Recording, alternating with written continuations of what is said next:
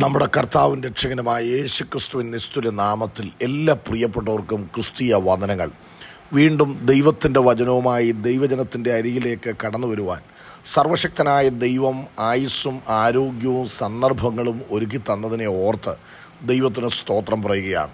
അമ്മയുടെ ഉദരത്തിൽ ഉരുവാകുന്നതിന് മുൻപേ ദൈവം നമ്മെ കണ്ടു, ദൈവം നമ്മെ തിരഞ്ഞെടുത്തു. നമ്മുടെ ചര്യകളെല്ലാം പ്രവർത്തനങ്ങളെല്ലാം കാണുകയും നിയന്ത്രിക്കുകയും ചെയ്യുന്ന പരമാധികാരിയായ ദൈവത്തിന് സകല മാനവും മഹത്വവും അർപ്പിച്ചുകൊണ്ട് ഈ പ്രഭാതത്തിൽ ദൈവത്തിൻ്റെ പരിശുദ്ധാത്മാവിൻ്റെ ഹൃദയത്തിൽ പ്രകാശനം നൽകിയ തിരുവെഴുത്തുകളിലേക്ക് കടക്കുകയാണ്. ലൂക്കോസിൻ്റെ സുവിശേഷം 24 അധ്യായം 29 വാക്യം. അവരോ ഞങ്ങളോടുകൂടെ പാർക്കുക, നേരം വൈകി അസ്തമിപ്പാറായല്ലോ എന്ന് പറഞ്ഞ് അവനെ നിർബന്ധിച്ചു. അവൻ അവരോടുകൂടെ പാർപ്പാൻ ചെന്നു. യേശുക്രിസ്തു മരിച്ചു, അടക്കപ്പെട്ടു, ഉയർത്തെഴുന്നേറ്റു. ആ ഉയർപ്പിൻ്റെ 1-ാമത്തെ ദിവസമായ ഞായറാഴ്ച കർത്താവ് കുറഞ്ഞപക്ഷം 5 പ്രാവശ്യം പ്രത്യക്ഷമായതായിട്ട് നമുക്ക് കാണുവാനായിട്ട് കഴിയുന്നുണ്ട്. മഗ്ദല മറിയയ്ക്ക്, മറ്റ് സ്ത്രീകൾക്ക്, എമ്മൗസിലേക്ക് പോയ 2 ശിഷ്യന്മാർക്ക്, ശീമോൻ പത്രോസിന്, തോമസ് ഒഴികെയുള്ള 10 ശിഷ്യന്മാർക്ക്, ഇങ്ങനെ 5ഓളം പ്രാവശ്യം കർത്താവ് അവർക്ക് പ്രത്യക്ഷമായി. ഇവിടെ യെരുശലേമിൽ നിന്ന് എമ്മൗസിലേക്ക് 2 വ്യക്തികൾ കടന്നു പോവുകയാണ്. ഒരാളുടെ പേര് ക്ലെയോപ്പാവെന്നാണ്. മറ്റേ ആളെക്കുറിച്ച് പല ചിന്തകളുണ്ട്. ക്ലെയോപ്പാവിൻ്റെ ഭാര്യയാണ് എന്നുള്ളതാണ് ഒരു പ്രബലമായ അഭിപ്രായം. അപ്പോൾ ഈ 2 വ്യക്തികൾ യെരുശലേമിൽ നിന്ന് എമ്മൗസിലേക്ക് കടന്നു പോകുമ്പോൾ അവർ കഴിഞ്ഞ ദിവസങ്ങളൊക്കെ നേരിട്ടിട്ടുള്ളതായ പല കാര്യങ്ങൾ, അത് യേശുക്രിസ്തുവിൻ്റെ ക്രൂശീകരണത്തോടും മരണത്തോടും അനുബന്ധിച്ചിട്ടുള്ളതായ സംഭവങ്ങൾ അവരെ ദുഃഖസാന്ദ്രമായ സാഹചര്യത്തിലൂടെയാണ് കടത്തുന്നത്. അവർ മ്ലാനവതരാണ്. അപ്പോൾ ദുഃഖത്തോടെ സങ്കടത്തോടുകൂടെ യെരുശലേമിൽ നിന്ന് അവർ എമ്മൗസിലേക്ക് പോകുമ്പോൾ കർത്താവ് താനും അവരോട് ചേർന്ന് നടന്നു. അവരെ തിരുവെഴുത്തുകളാണ് സംസാരിക്കുന്നത്. സംസാരിച്ചത് വാദമായി, തർക്കമായി. ഈ സന്ദർഭത്തിൽ യേശു താനും അവരോട് ചേർന്ന് നടന്നു. അവരോട് ചോദിക്കുന്നുണ്ട്, നിങ്ങൾ വാദിക്കുകയും തർക്കിക്കുകയും ചെയ്യുന്നത് എന്താണ്? അപ്പോൾ അവർ പറയുന്നത്, യെരുശലേമിൽ വന്നു പാർക്കുന്ന പരദേശികളിൽ നീ ഒരുവൻ മാത്രം ഈ കാര്യം അറിയുന്നില്ല. പ്രവാചകനായി ഞങ്ങൾ ഗണിച്ചിരുന്ന കർത്താവ് മരിച്ചു, ഇന്ന് 3-ാമത്തെ ദിവസമാണ്. നമ്മുടെ മഹാപുരോഹിതന്മാരാണ് അവനെ ക്രൂശിച്ചു കൊന്നത്. ഞങ്ങളുടെ കൂട്ടത്തിൽ ചിലർ കല്ലറയിലേക്ക് കടന്നു ചെന്നു, അവൻ്റെ വസ്ത്രങ്ങൾ കണ്ടു, അവനെ കണ്ടില്ല എന്നുള്ള കാര്യങ്ങൾ വിവരിക്കുകയാണ്. യേശു കർത്താവ് ചേർന്ന് നടന്ന് മോശ തുടങ്ങി സകല പ്രവാചക ഗ്രന്ഥങ്ങളിലും തന്നെക്കുറിച്ച് രേഖപ്പെടുത്തിയിരിക്കുന്ന കാര്യങ്ങൾ അവർക്ക് വ്യാഖ്യാനിച്ചു കൊടുത്തു. ദൈവവചനം എഴുതി ദൈവം നമ്മുടെ കരങ്ങളിൽ തന്നിരിക്കുകയാണ്.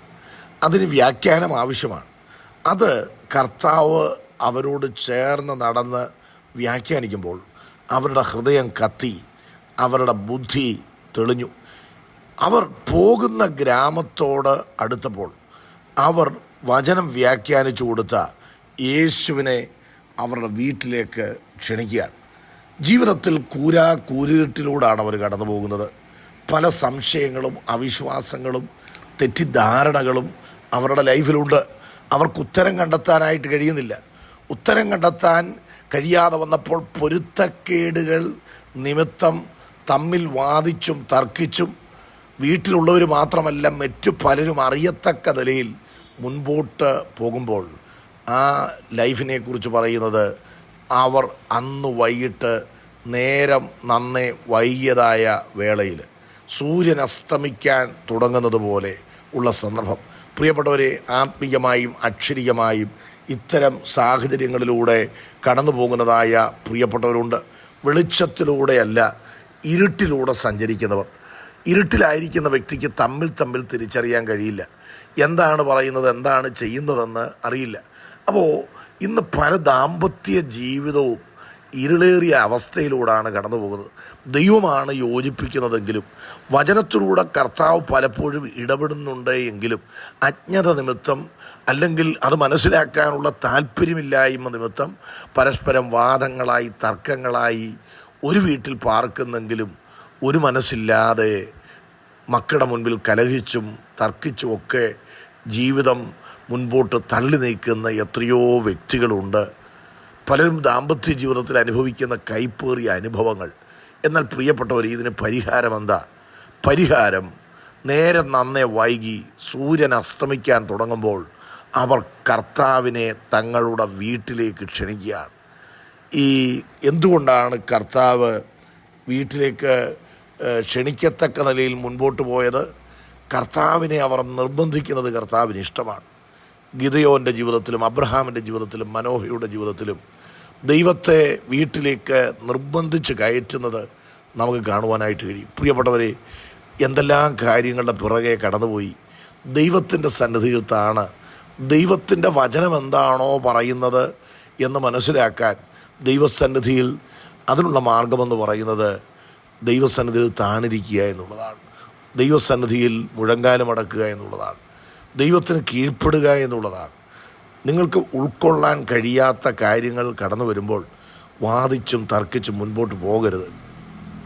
സൂര്യൻ അസ്തമിക്കുന്നതിന് മുൻപേ കുടുംബജീവിതത്തിൽ പ്രശ്നങ്ങൾക്ക് പരിഹാരം കണ്ടെത്തുവാനായിട്ട് ഇടയാകണം.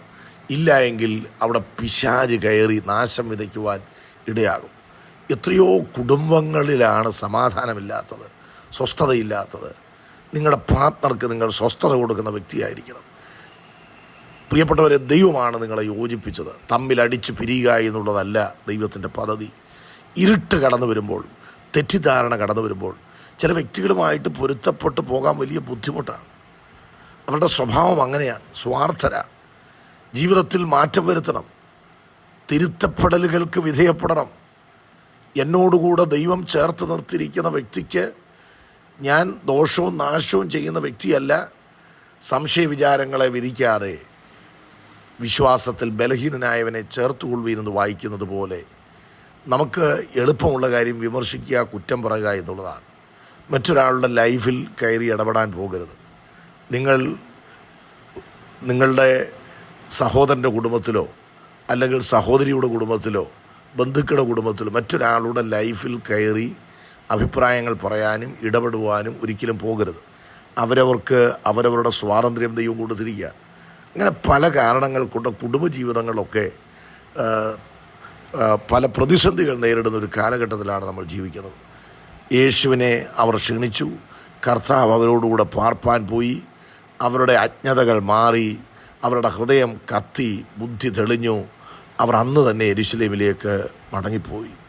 പ്രിയപ്പെട്ടവരെ, കർത്താവിന് ഇടം കൊടുത്താൽ ഏത് കൂരിരുട്ടിലും കൂടെ വരും, പരിഹാരം നൽകും. ആ ദൈവത്തിൽ ആശ്രയിക്കാം. ഈ വചനങ്ങളാൽ ദൈവം നമ്മെ അനുഗ്രഹിക്കട്ടെ.